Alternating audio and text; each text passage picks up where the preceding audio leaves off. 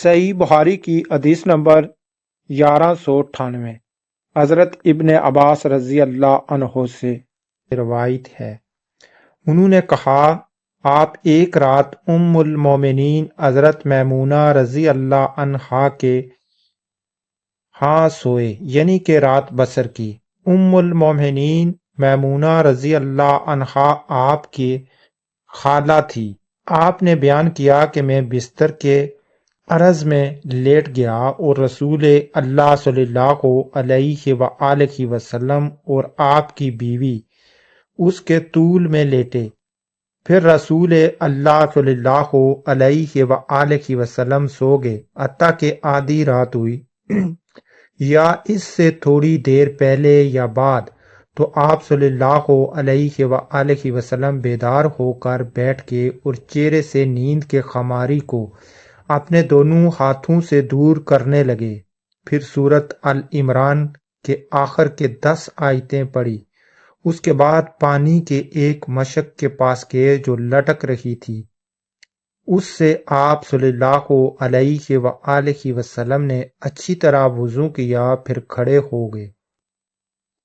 نماز شروع کی۔ حضرت عبداللہ بن عباس رضی اللہ عنہ نے کہا کہ میں بھی اٹھا اور جس طرح حضور صلی اللہ علیہ وآلہ وسلم نے کیا تھا میں نے بھی کیا، اور پھر جا کر آپ صلی اللہ علیہ وآلہ وسلم کے پہلو میں کھڑا ہو گیا تو عین حضور صلی اللہ علیہ وآلہ وسلم نے اپنا داہنا ہاتھ میرے سر پر رکھا اور میرے داہنے کان کو پکڑ کر اسے اپنے ہاتھ سے مروڑنے لگے۔ پھر آپ نے 2 رکعت نماز پڑھی، پھر 2 رکعت پڑھی، پھر 2 رکعت پڑھی، پھر 2 رکعت پڑھی، پھر 2 رکعت پڑھی، پھر 2 رکعت پڑھی۔ اس کے بعد 1 رکعت وتر پڑھی اور لیٹ گئے۔ جب مؤذن آیا تو آپ صلی اللہ علیہ وآلہ وسلم دوبارہ اٹھے اور 2 ہلکی رکعتیں پڑھ کر باہر نماز فجر کے لیے تشریف لے گئے۔ اس حدیث کے معنی یہ ہیں، حضرت عبداللہ بن عباس جو ایک رات اپنی خالہ حضرت ام المومنین کے ہاں رات بسر کرنے کے لیے ٹھہر گئے، تو انہوں نے رات کو ہمارے پیارے نبی حضرت محمد صلی اللہ علیہ وآلہ وسلم کو دیکھا کہ آدھی رات کے بعد آپ نیند سے بیدار ہوئے تو آپ نے وضو کیا۔ وضو کرنے کے بعد آپ نماز کے لیے کھڑے ہو گئے، یعنی کہ وہ نماز تہجد تھی، تو آپ نے 2 کر کے رکعتیں ادا کی، تقریباً 10 رکعتیں 2 کر کے آپ نے پڑھی، اور پھر اس کے بعد 1 رکعت پڑھی، یعنی کہ ٹوٹل 11 رکعتیں پڑھی آپ نے۔ کیونکہ تہجد کی نماز زیادہ تر ہمارے نبی 11 رکعت ہی پڑھتے تھے اور 2 رکعت کر کے پڑھتے تھے، آخری رکعت کو اکیلا پڑھتے تھے۔ تو دوسری حدیثوں میں بھی فرمایا گیا ہے کہ ہمارے پیارے نبی نے حکم دیا ہے کہ تہجد کی نماز میں جو رات کی نماز ہے اس کو 2 کر کے پڑھو اور آخری رکعت کو اکیلا پڑھو، وہ آپ کی ساری نماز کو طاق کر دے گی۔ تو آپ کبھی 7 بھی ادا کرتے تھے، 9 رکعت بھی ادا کرتے تھے، 13 رکعت بھی ادا کرتے تھے، تو زیادہ تر ہمارے نبی کو دیکھا گیا ہے کہ آپ 11 رکعت ادا کرتے تھے، اور اس میں 2 صبح کی جو سنت نماز ہے وہ بھی شامل کر کے 13 رکعت بن جاتی تھی۔ تو حضرت عباس نے بھی دیکھا کہ آپ نے 2 کر کے 10 رکعتیں پڑھی اور 1 رکعت اکیلی پڑھی۔ اس کے بعد آپ نے صبح پھر فجر کی نماز سے پہلے، جو فجر کی فرض نماز ہے اس سے پہلے پھر آپ نے 2 رکعت ادا کی، تو 11 پہلے اور 2 یہ، ٹوٹل رات کی نماز آپ نے 13 رکعت ادا کی۔ صحیح بخاری کی حدیث نمبر 1200 حضرت زید رضی اللہ عنہ سے روایت ہے کہ ہم نے نبی کریم صلی اللہ علیہ وآلہ وسلم کے عہد میں، یعنی کہ ہمارے پیارے نبی کے دور میں، نماز پڑھنے میں باتیں کر لیا کرتے تھے۔ کوئی بھی اپنے قریب کے نمازی سے اپنی ضرورت بیان کر دیتے۔ پھر آیت نازل ہوئی، حافظوا علی الصلاۃ، اتری اور ہمیں نماز میں خاموش رہنے کا حکم ہوا۔ اس حدیث میں حضرت زید رضی اللہ عنہ نے کہا، ہم نبی کریم صلی اللہ علیہ وآلہ وسلم کے دور مبارک میں دوران نماز ایک دوسرے سے بات چیت کر لیتے تھے اور اپنی ضرورت و حاجت کو بھی ایک دوسرے سے بیان کر دیتے تھے۔ پھر اللہ تعالیٰ کی طرف سے ایک آیت نازل ہوئی، حافظوا علی الصلاۃ، تمام نمازی بالخصوص درمیانی نماز کی حفاظت کرو۔ تو اس کے بعد نبی کریم صلی اللہ علیہ وآلہ وسلم نے نماز کے دوران خاموش رہنے کا حکم دیا اور دوران نماز میں گفتگو کرنے سے بھی منع کیا۔ لہذا کوئی بھی نمازی دوران نماز خاموش رہے اور بات چیت اور گفتگو بھی نہ کرے، کیونکہ ہمارے پیارے نبی حضرت محمد صلی اللہ علیہ وآلہ وسلم نے خاموش رہنے کے لیے کہا اور گفتگو سے بھی منع کیا ہے۔ صحیح بخاری کی حدیث نمبر 1203 حضرت ابو ہریرہ رضی اللہ عنہ سے روایت ہے، انہوں نے کہا، نبی کریم صلی اللہ علیہ وآلہ وسلم نے فرمایا، نماز میں اگر کوئی بات پیش آ جائے تو مردوں کو سبحان اللہ کہنا اور عورتوں کو ہاتھ پر ہاتھ مار کر یعنی کہ تالی بجا کر امام کو اطلاع دینی چاہیے۔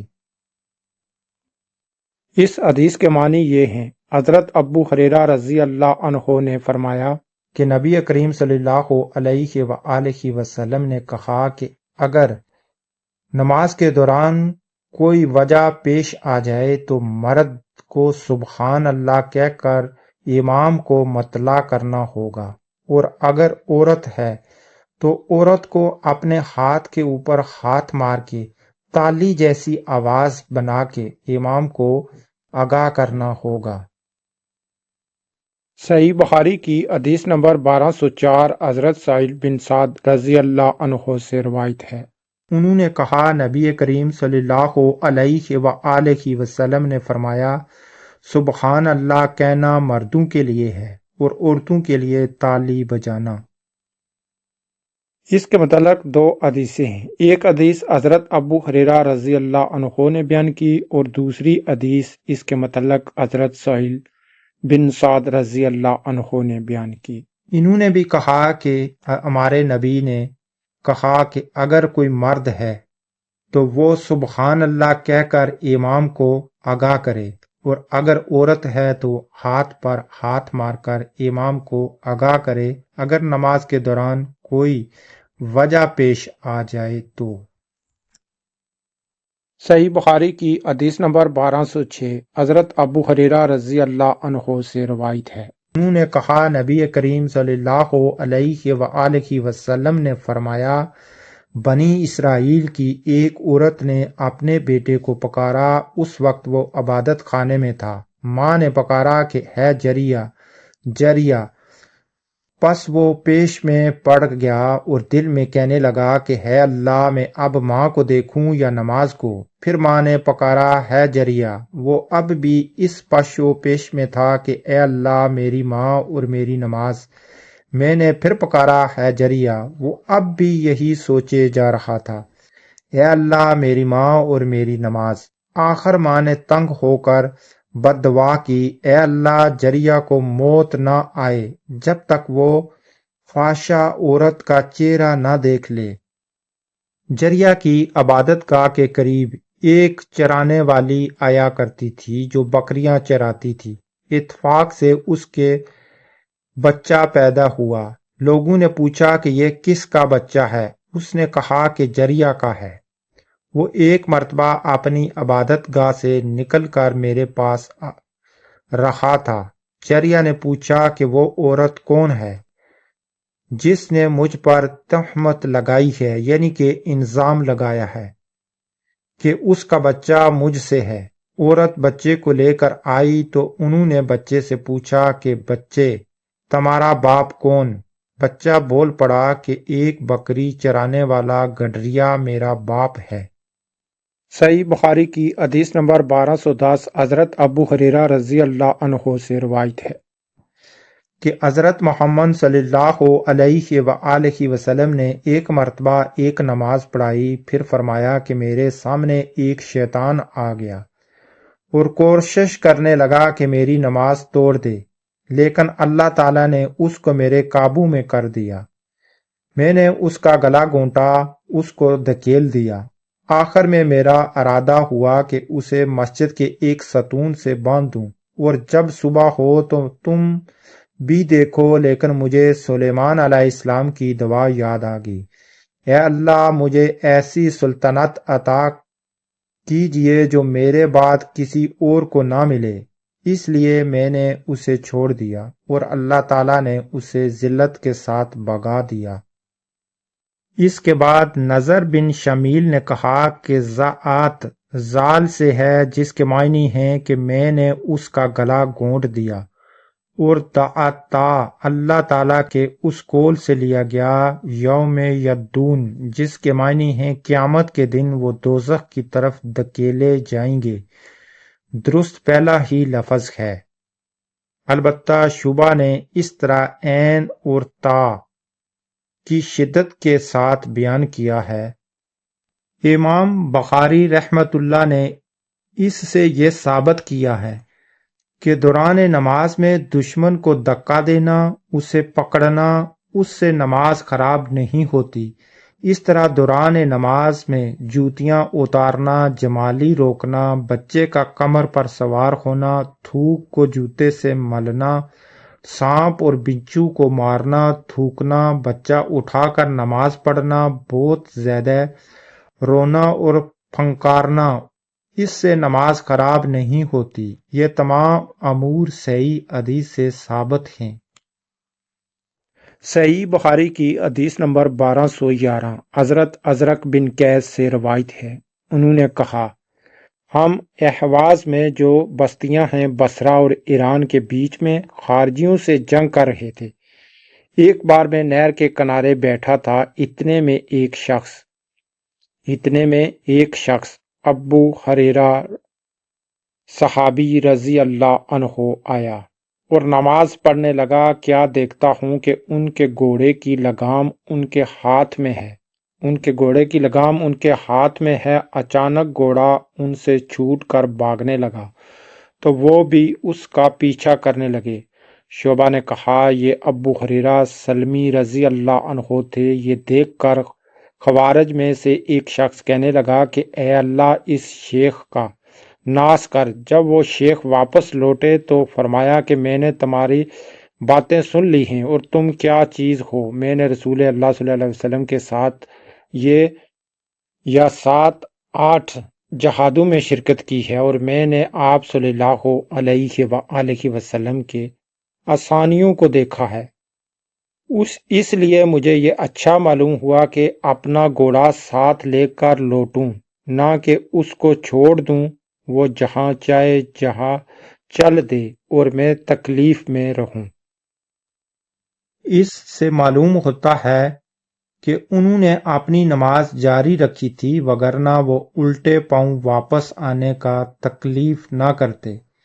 اس واقعے سے ان لوگوں کو تردید ہوتی ہے جو اس سلسلے میں سختی کرتے اور کہتے ہیں کہ ایسے حالات میں جانور کو چھوڑ دینا چاہیے، لیکن اپنی نماز کو قطع نہ کیا جائے۔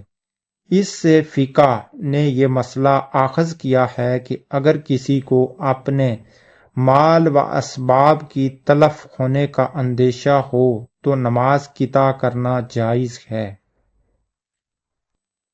صحیح بخاری کی حدیث نمبر 1212 حضرت عائشہ رضی اللہ عنہا سے روایت ہے، انہوں نے فرمایا جب سورج گرہن لگا تو نبی کریم صلی اللہ علیہ وآلہ وسلم نماز کے لیے کھڑے ہوئے اور ایک لمبی سورت پڑھی، پھر رکوع کیا اور بہت لمبا رکوع کیا، پھر سر اٹھایا، اس کے بعد دوسری صورت شروع کر دی، پھر رکوع کیا اور رکوع پورا کر کے اس رکعت کو ختم کیا اور سجدے میں گئے۔ پھر دوسری رکعت میں بھی آپ صلی اللہ علیہ وآلہ وسلم نے اسی طرح کیا۔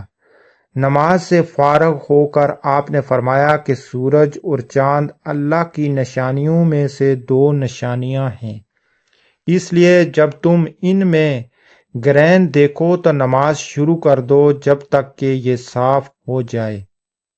اور دیکھو میں نے اپنی اسی جگہ سے ان تمام چیزوں کو دیکھ لیا ہے جن کا مجھ سے وعدہ ہے، یہاں تک کہ میں نے یہ بھی دیکھا کہ میں جنت کا ایک خوشہ لینا چاہتا ہوں، یعنی کہ جنت کا پھل لینا چاہتا ہوں۔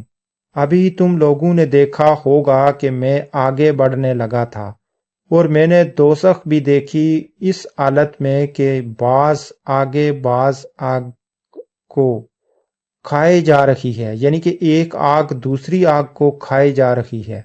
تم لوگوں نے دیکھا ہوگا کہ جہنم کے اس ہولناک منظر کو دیکھ کر میں پیچھے ہٹ گیا تھا۔ میں نے جہنم کے اندر عمرو بن لحی کو دیکھا۔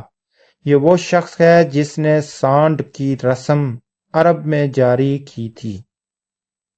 اس حدیث میں ہمارے پیارے نبی حضرت محمد صلی اللہ علیہ وآلہ وسلم جب سورج گہن کی نماز پڑھ رہے تھے تو نماز کے دوران آپ نے دیکھا جنت کو بھی اور دوزخ کو بھی۔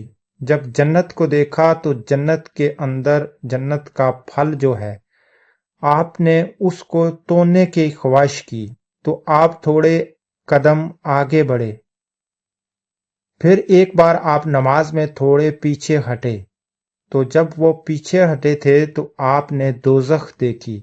دوزخ میں دیکھا کہ آگ کے شعلے ایک دوسرے کو توڑ رہے ہیں، یعنی کہ ایک آگ جیسے دوسری آگ کو کھا رہی ہے، تو آپ نے تھوڑا قدم پیچھے کیا تھا۔ تو جہنم میں آپ نے کیا دیکھا کہ عمرو بن لہی کو بھی دیکھا، وہ جہنم میں ہے، جس نے بتوں کے نام پر جانور وقف کرنے کا طریقہ راج کیا تھا، یعنی کہ یہ طریقہ شرک میں آتا ہے۔ اللہ کے نام کے سوائے آپ کسی بھی دوسرے کے نام کا کچھ وقف کریں گے، کچھ نیاز نظر کریں گے، وہ شرک میں جائے گی۔ تو شرک کرنے والا آدمی سیدھا جہنم میں جائے گا، اس کی بخشش نہیں ہے۔ دوسرا آپ کو بتاؤں کہ کچھ دوسری حدیثیں جو سورج گرہن کے متعلق ہیں، ان میں سورج گرہن کی جو نماز ہے وہ 2 رکعت ہے۔ جیسے ہی سورج کو گرہن لگے تو فوراً نماز کے لیے کھڑے ہو جانا چاہیے، اور ان 2 رکعت کو اس طرح پڑھا جاتا ہے، اس میں 4 رکوع اور 4 سجود کیے جاتے ہیں، یعنی کہ ایک رکعت میں 2 دفعہ رکوع کیا جاتا ہے اور ایک رکعت میں 2 دفعہ سجدہ کیا جاتا ہے۔ اسی طرح دوسری رکعت میں بھی ایک رکعت جو دوسری رکعت ادا کریں گے اس میں بھی 2 دفعہ رکوع اور 2 دفعہ سجدہ کریں گے۔ تو پہلی رکعت تکبیر کہہ کر شروع کریں گے اور قرآن پاک کی تلاوت کریں گے، اس کے بعد رکوع میں جائیں گے، رکوع سے پھر کھڑے ہو کر پھر دوبارہ تلاوت شروع کریں گے قرآن پاک کی، اور پھر رکوع کریں گے، پھر رکوع سے کھڑے ہوں گے اور سامع اللہ لمن حمدہ کہہ کر پھر سجدے میں جائیں گے، اور 2 سجدے کر کے پھر اسی طرح دوسری رکعت کے لیے کھڑے ہو جائیں گے۔ اور پھر کچھ حدیثوں میں ہمارے نبی حضرت محمد صلی اللہ علیہ وآلہ وسلم کا فرمان ہے کہ جب سورج گرہن لگتا ہے، یہ نہ کسی کی موت کی وجہ سے لگتا ہے نہ کسی کی پیدائش کی وجہ سے، یہ اللہ کی نشانیاں ہیں اور یہ اللہ کی طرف سے لگتا ہے، کیونکہ ایک دفعہ حضور کریم صلی اللہ علیہ وآلہ وسلم کا صاحبزادہ وفات پا گیا، تو اسی دن سورج کو گرہن لگا تو لوگوں نے کہنا شروع کر دیا تھا کہ یہ نبی کریم صلی اللہ علیہ وآلہ وسلم کا صاحبزادہ وفات پا گیا، اس لیے سورج گرہن لگا۔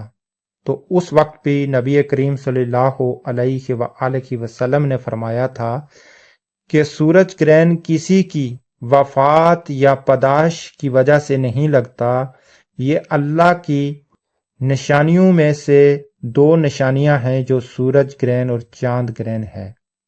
یہ جب اللہ اپنی مخلوق کو دنیا میں ڈرانا چاہتا ہے، انسان کو ڈرانا چاہتا ہے، اس وقت سورج گرہن لگتا ہے۔ تو جب بھی سورج گرہن لگے تو فوراً کسی بھی دیر کرنے سے پہلے نماز کے لیے کھڑے ہو جاؤ اور ذکر و اذکار میں مصروف ہو جاؤ۔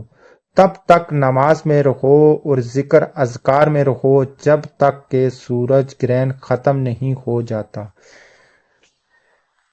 ایک حدیث میں نبی کریم صلی اللہ علیہ وآلہ وسلم کا یہ بھی فرمان ہے کہ جب سورج گرہن لگا تو آپ صلی اللہ علیہ وآلہ وسلم لیٹے ہوئے تھے، آپ فوراً اٹھ کر نماز کے لیے لپکے اور اس نماز کے لیے اعلان کرایا، لوگوں آ جاؤ، نماز ہونے والی ہے۔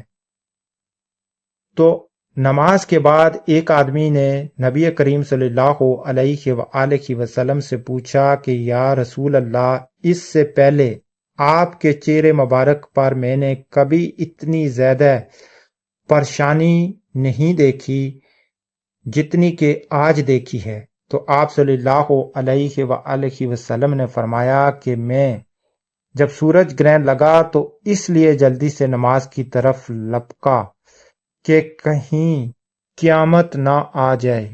یہ اس قدر خوفناک لمحہ ہوتا ہے اور اللہ پاک اپنے بندوں کو ڈرانے کے لیے یہ سورج گرہن اور چاند گرہن کی نشانی ہوتی ہے۔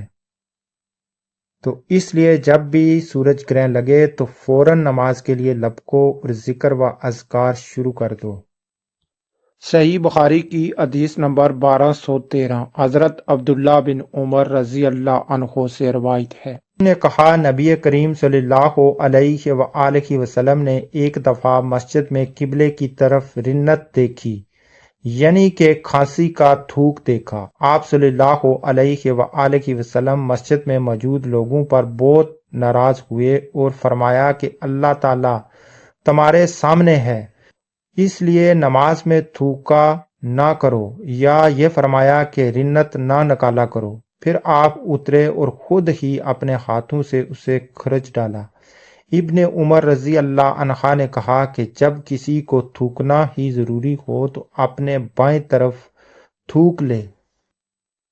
اس حدیث میں بھی یہ فرمایا گیا ہے اور کچھ دوسری حدیثوں میں بھی نبی کریم صلی اللہ علیہ وآلہ وسلم نے فرمایا کہ اگر نماز کے دوران مجبوراً آپ کو تھوکنا پڑے تو اپنے دائیں طرف بھی نہ تھوکو، اپنے سامنے بھی نہ تھوکو، کیونکہ نماز کے دوران آپ کے سامنے اللہ تعالی موجود ہوتے ہیں، اور دائیں طرف بھی نہ تھوکو۔ اگر مجبوری بن جائے تھوکنے کی تو اپنے بائیں پاؤں کے نیچے کی طرف تھوکو، کیونکہ نماز کے دوران اللہ تعالیٰ بالکل نمازی کے سامنے موجود ہوتے ہیں۔ صحیح بخاری کی حدیث نمبر 1214 نبی کریم صلی اللہ علیہ وآلہ وسلم نے فرمایا کہ جب تم میں سے کوئی نماز میں ہو تو وہ اپنے رب سے سرگوشی کرتا ہے، اس لیے اس کو سامنے نہ تھوکنا چاہیے اور نہ دائیں طرف، البتہ بائیں طرف اپنے قدم کے نیچے تھوک لے۔ صحیح بخاری کی حدیث نمبر 1217 حضرت جابر بن عبداللہ رضی اللہ عنہ سے روایت ہے، انہوں نے فرمایا رسول اللہ صلی اللہ علیہ وآلہ وسلم نے مجھے اپنے ایک ضروری کام کے لیے بھیجا، یعنی کہ غزوہ بنی مستلق میں بھیجا۔ میں جا کر واپس آیا، میں نے کام پورا کر دیا تھا۔ پھر میں نے نبی کریم صلی اللہ علیہ وآلہ وسلم کی خدمت میں حاضر ہو کر آپ کو سلام کیا، لیکن آپ نے کوئی جواب نہیں دیا۔ میرے دل میں اللہ جانے کیا بات آئی اور میں نے اپنے دل میں کہا کہ شاید رسول اللہ صلی اللہ علیہ وآلہ وسلم مجھ پر اس لیے خفا ہیں کہ میں دیر سے آیا ہوں۔ میں نے پھر دوبارہ سلام کیا اور جب اس مرتبہ بھی آپ نے کوئی جواب نہ دیا تو اب میرے دل میں پہلے سے بھی زیادہ خیال آیا۔ پھر میں نے تیسری مرتبہ سلام کیا اور اب آپ صلی اللہ علیہ وآلہ وسلم نے جواب دیا اور فرمایا کہ پہلے جو 2 بار میں نے جواب نہ دیا تو اس وجہ سے تھا کہ میں نماز پڑھ رہا تھا اور آپ صلی اللہ علیہ وآلہ وسلم اس وقت اپنی اونٹنی پر تھے اور اس کا رخ قبلے کی طرف نہ تھا بلکہ دوسری طرف تھا۔ فوائد: امام بخاری رحمۃ اللہ کا اس عنوان اور حدیث سے مقصود یہ ہے کہ دوران نماز میں جب نمازی کو سلام کیا جائے تو وہ اس کا جواب زبان سے نہ دے۔ آپ کا قطعاً یہ مقصود نہیں کہ نمازی کو دوران نماز میں سلام کہنا مکروہ اور جواب دینا غیر مشروع ہے، کیونکہ دیگر حدیث سے دوران نماز ہاتھ کے اشارے سے اسلام کا جواب دینا ثابت ہے۔ چنانچہ ابن عمر رضی اللہ عنہ سے مروی ہے، آپ نے فرمایا میں نے حضرت بلال رضی اللہ عنہ سے پوچھا کہ لوگ جب رسول اللہ صلی اللہ علیہ وآلہ وسلم کو دوران نماز میں سلام کرتے تو آپ انہیں کیسے جواب دیتے تھے؟ انہوں نے کہا اس طرح کرتے اور انہوں نے اپنا ہاتھ پھیلا دیا، یعنی کہ حضرت بلال نے اپنا ہاتھ پھیلا دیا، یعنی ہاتھ کے اشارے سے جواب دیتے تھے۔ یہ جو فائدہ حدیث کے بعد میں نے آپ کو سنایا ہے امام بخاری رحمۃ اللہ علیہ کا، انہوں نے فرمایا کہ نماز میں جب نمازی کو سلام کیا جائے تو وہ منہ سے جواب نہ دے، ہاتھ سے اشارہ کرے۔ پھر آپ نے فرمایا کہ آپ کا قطعاً یہ مقصود نہیں کہ نمازی کو دوران نماز میں سلام کہنا مکروہ اور جواب دینا غیر مشروع ہے۔ پھر انہوں نے ایک حدیث سنائی جو حضرت ابن عمر رضی اللہ عنہ سے مروی ہے۔ حضرت ابن عمر رضی اللہ عنہ نے حضرت بلال سے پوچھا کہ لوگ جب رسول اللہ صلی اللہ علیہ وآلہ وسلم کو دوران نماز میں سلام کرتے تھے تو آپ جواب کیسے دیتے تھے؟ تو حضرت بلال نے اپنا ہاتھ پھیلایا کہ اس طرح جواب دیتے تھے، یعنی کہ ہاتھ کے اشارے سے بتایا کہ اس طرح ہاتھ پھیلا کے اس کا جواب دیتے تھے۔ دوسرا، اس حدیث میں یہ بھی ہے کہ حضور کریم صلی اللہ علیہ وآلہ وسلم نماز پڑھ رہے تھے تو حضرت جابر بن عبداللہ رضی اللہ عنہ کو یہ نہ سمجھ آئی کہ حضور کریم صلی اللہ علیہ وآلہ وسلم کے نماز میں ہیں، کیونکہ نبی کریم اونٹ کے اوپر سوار تھے اور اونٹ کا منہ بھی قبلے کی طرف نہیں تھا، اونٹ کا رخ دوسری طرف تھا۔ تو حضور کریم صلی اللہ علیہ وآلہ وسلم نماز پڑھ رہے تھے۔ تو یہ وہ نماز ہے جو سفر میں حضور کریم صلی اللہ علیہ وآلہ وسلم پڑھ رہے تھے، کیونکہ سفر کے دوران جو نفلی نماز ہے وہ آپ اپنی سواری کے اوپر پڑھ سکتے ہیں، چاہے اس کا رخ کسی بھی طرف ہو جائے۔ تو نفلی نماز بہت سی حدیثوں سے ثابت ہے کہ حضور کریم صلی اللہ علیہ وآلہ وسلم اپنی سواری کے اوپر ہی پڑھا کرتے تھے، چاہے اس کا رخ کسی بھی طرف ہو، جس میں وتر، تہجد اور دیگر نفلی نمازیں ہیں۔ اور حدیثوں سے ثابت ہے کہ کچھ دوسری حدیثوں سے کہ نبی کریم صلی اللہ علیہ وآلہ وسلم جب فرض نماز پڑھتے تھے تو اپنی سواری سے نیچے اتر کر قبلہ رخ ہو کر فرض نماز ادا کیا کرتے تھے۔ صحیح بخاری کی حدیث نمبر 1222 حضرت ابو ہریرہ رضی اللہ عنہ سے روایت ہے، انہوں نے کہا رسول اللہ صلی اللہ علیہ وآلہ وسلم نے فرمایا کہ جب نماز کے لیے اذان دی جاتی ہے تو شیطان پیٹھ موڑ کر رایا خارج کرتا ہوا بھاگتا ہے۔ رایا کا مطلب ہے یعنی کہ جو پخانے والی جگہ سے گیس خارج ہوتی ہے تاکہ اذان نہ سن سکے۔ جب مؤذن چپ ہو جاتا ہے تو مردود پھر آ جاتا ہے، اور جب جماعت کھڑی ہونے لگتی ہے اور تکبیر کہی جاتی ہے تو پھر بھاگ جاتا ہے، لیکن جب مؤذن چپ ہو جاتا ہے تو پھر آ جاتا ہے، اور آدمی کے دل میں برابر وسوسے پیدا کرتا رہتا ہے، کہتا ہے کہ فلاں فلاں بات یاد کر۔